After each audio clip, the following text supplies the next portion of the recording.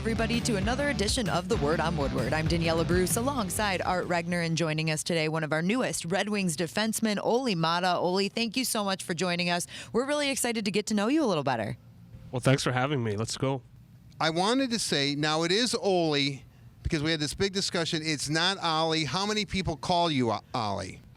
It's about half and half. I've heard a lot of things. I heard my last name called a lot of things too, so I'm kind of used to it. I started calling myself Maatta or Maatta, the English way.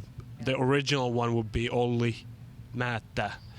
So it's like a long A and long T. It's like almost you stop at the T. But you're okay with Maatta? I'm okay with Maatta. All right, absolutely. good. Because I've had it for 12 years now, my so pronunciation of Maatta would be not very good. It doesn't go well with English. I've noticed too when I speak English, my name doesn't really get off the tongue that Yeah, it doesn't really roll off the tongue. Yeah. Well, if it's any consolation to you, I think we finally called Val Filppula, or however, we finally pronounced his name correctly. His last day as a Red Wing, so you know. So yeah, he was only here 15 years, right? Yeah, that's pretty good. right. He only won a cup with Detroit, but yeah, you know, we just called him Val. Exactly, kept it easy. We like to keep it very easy. So, do you have a nickname from your teammates then? What do they call you? Mats or O or Olli. That's about it. Okay, so nothing crazy. They nope. just, yep. Not Matty. Oh, okay. Yeah, Matty? Matty. Okay, we'll come up with a nickname. Yeah, we'll for figure it. it out. Yeah. We'll figure it out. Yeah, work on it. Okay. Yeah, definitely. So now a little bit more serious question. Obviously, it's your first year here in Detroit. How do you feel you're adjusting to a new team and a new city? I love it here already. I was pleasantly surprised when I got here. Obviously, moving from LA to Detroit, you think you're going down a little bit because LA is obviously a great place to live in. But when I got here, it's awesome here. Michigan's great. I found the neighborhoods here are great. People are really friendly. And the team, I didn't know that many guys from the team. I obviously played against them for a long time, so I knew them that way. But I felt like right off the bat I was welcomed in. And that training camp we had Traverse City that they've been doing for a long time, I think that's a huge part of it, because like now you're with your teammates for a whole week and you get to know the guys a lot. You're almost kind of forced into it, so every time you're on or off the rink you're always with your teammates. So I think that's an awesome help for all our new guys coming in. One thing about Michigan, and I love California, I have a lot of relatives there, vacation, been to LA many times, but the one thing that Michigan has going for it, fresh water. I actually started drinking the tap water here. Oh. It's pretty good. Yeah. Not bad, Yeah, right? California I couldn't do it. I got one of those big Berkeys, so I go through a lot of water. I sweat a lot. You can ask the teammates about that, but I go through a lot, so I had to have this huge tower filter of water so I could get through it. Here I don't really need it. You brought up a really interesting point, and and I've been going up to Traverse City almost as long as the Red Wings have. I think maybe every one, and the thing that I find really important about it isn't so much what you guys are doing on the ice. It's that bonding experience off the ice where you come together as a group, as a team rather quickly, where it might take some teams, if they don't do a Traverse City, maybe a little bit longer. Yeah, absolutely. And it's understandable that way, because you think guys have families, guys have things to do, or lives outside of hockey, and like that Traverse City experience, when you have it, like now all those are almost gone. It's all about the team now, and now you have, like I said, you have that time to bond, get to know the guys better. But at the same time, it's a great thing that we have that good period. You focus on that hockey part a lot there too. So I think for us too, like getting know the new systems and getting know the players and playing with each other, and that was a big part about it too. I wanted to ask you real quickly. Did you fish? Did you golf? Did you take a hot air balloon ride, which Scotty Bowman was obsessed with when he was up there? Well, you can also do the wineries, too, in Traverse City. If you're a wine drinker, there's so much to do up there. We drove around a little bit. The weather wasn't that great, so we had one golf day, which was good.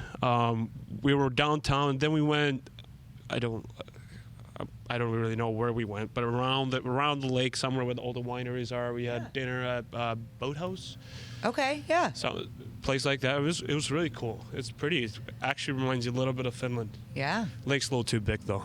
That is a big It's like lake. an ocean. That is definitely a big lake. It looks like through the most part of camp, you have been paired with Filip Hronek. You've been practicing with him. We saw you skate with him in a few preseason games. What do you like about that pairing? Because obviously the coaching staff seems to like you two together. Well, Phil as a person too. Like I think we get along well. We talk a lot. We talk a lot about hockey. He wants to give feedback, and he wants to get feedback too. So like I think we have that good communication going on and off the ice. So that's a big thing. And obviously, he's been around for a long time now, and he knows the game. He plays the right way. I think he has that offensive skill, but at the same time, he's reliable. He can make plays. So I think we got a good thing going on, and we're just trying to build on that. It's kind of angelic with the orchestra. I was just going to say, just in case you can hear it, which I'm sure you can, we've got an orchestra warming up inside the arena today. But I think it's fitting for you, actually. It's like fits with this interview. This is pretty nice, yeah. Yeah. Really, this is great. It is kind of European in a way, right? I wanted to ask you something. You played for the London Knights in the OHL, and I don't know if you were one of the first Europeans to come over and play in the OHL, but you were, you're a young man leaving home, going thousands of miles away.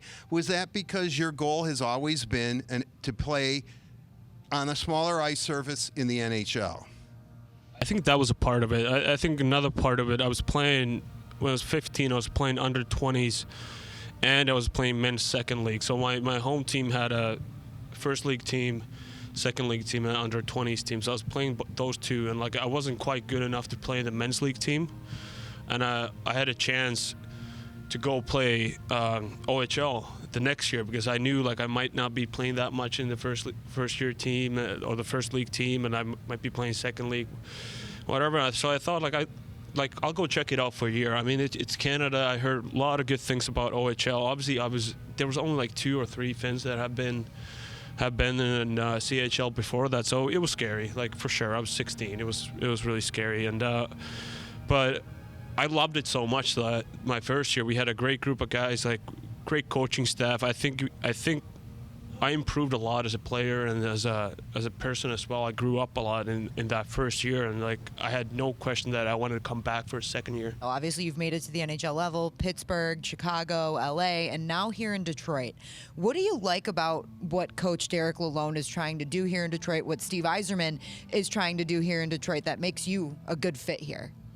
Well, the biggest thing is they have young core group of guys, but they've been around and they want to win. I think that's everywhere before I even knew the guys and knew anything, this team wants to win and they're ready to take the next step. I know the success hasn't been there the last couple of years, but you can see it through the signings, who's come in and how they're building a team that we're ready. And now, when the camp started, you can already feel the attitude we have in day-to-day practice. Even the game last night, I think, yeah, we're down 3-2, and game doesn't really matter. It's an exhibition game, but you look at the effort level we had, that shows a lot, and that speaks a lot about just the attitude of this group, how we want to play, and I think that's the way we got to do it every time. It doesn't matter if it's practice, game, whatever. Sometimes you might walk into a room and it's established. The coach has been there for a while. The veterans have been there for a while. Yet here in Detroit, at last count, unless Steve is making a move right now, which could be happening. Definitely could be happening. Yeah, but at least 8 new, a quarter of the roster or a third of the roster has been turned over. But you have a new coach. When you walked in, is it everybody is starting from page 1, right? Not only you, Dylan Larkin is starting on page 1 because Jeff Blasser was the only coach you ever had. I mean, is that, it sounds weird, works to your advantage? Well, I think it works for everybody's advantage because it gives you a fresh start, and at the same time it pushes you to show what you got. Those spots of in the lineup, are you gonna be playing penalty kill, power play, whatever it is, how many minutes, first line, second line, third line. I think that's what our camp's been. Guys are pushing each other really hard to trying to show that they have that. So I think that's probably what the new coach brings, and I think the coaching staff's done a great job just embracing it, just having that little bit of fight in our game, like every day. It's even in practices and training camp, and now when we're not playing, it feels like all the battle drills we have, guys go hard, and it's good. Art had a new idea for a little game, and I think it's time to play that game. See, when when you're accomplished interviewers like we are, and you're talking to an accomplished NHLer, where do you go? You go to Wikipedia, right? You always have to read Wikipedia, no matter what. You always have to read Wikipedia. So these are things on your Wikipedia page that we found out about you, and we're trying to figure out, is it true?